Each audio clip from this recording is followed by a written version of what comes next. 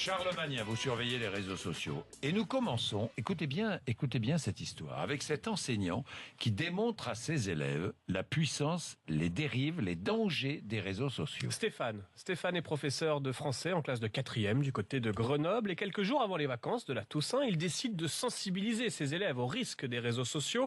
Mais plutôt qu'un simple cours moralisateur, Stéphane passe aux actes. Il demande à un de ses élèves de le prendre en photo, debout devant le tableau.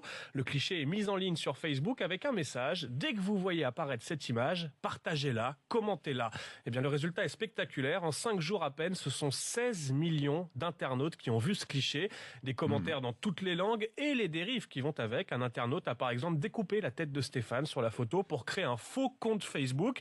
Exemple concret, des risques qu'on encourt en mettant des photos en ligne. Expérience plus que concluante. Et comme le dit Stéphane, il aura beaucoup de choses à raconter à ses élèves à la rentrée. C'est une très bonne initiative. Très concret. Oui. Très concrète. Sur Twitter, impossible de rater le buzz du jour. Jean-François Copé, persuadé qu'un pain au chocolat coûte 10-15 centimes d'euros.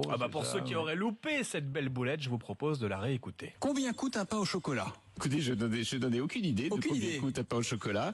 Ça doit être aux alentours de 10 ou 15 centimes d'euros, peut-être. Oula! Oh là, la boulette, c'était hier matin sur Europe 1. Évidemment, toute la journée, les internautes s'en sont donnés à cœur joie. Le candidat rapidement rebaptisé Jean-François Copé des réalités. Selon certains, avec un pain au chocolat à 10 centimes, on comprend mieux les factures Big Malion. D'autres commencent à faire les comptes. Réfléchissez bien. Il a été innocenté. Il a été innocenté, mais certains font le lien. En tout cas, réfléchissez bien avant d'aller voter à la primaire de la droite. 2 euros, ça fait quand même 20 pains au chocolat. Avec 40 pains au chocolat, NKM peut s'acheter un de ses tickets de métro à 4 euros. Certains internautes volent d'ailleurs à la rescousse de Copé. Vous vous moquez tous de son pain au chocolat à 15 centimes. Mais combien d'entre vous connaissent le prix de 100 grammes de caviar? Ce n'est pas de sa faute. Copé pense que les prix en France sont ceux de la buvette de l'Assemblée. D'ailleurs, si Copé ne connaissait pas le prix d'un pain au chocolat, c'est parce qu'il est profondément chouquette. Certains lui donnent des conseils. Jean-François, un pain au chocolat, ça coûte 1 euro.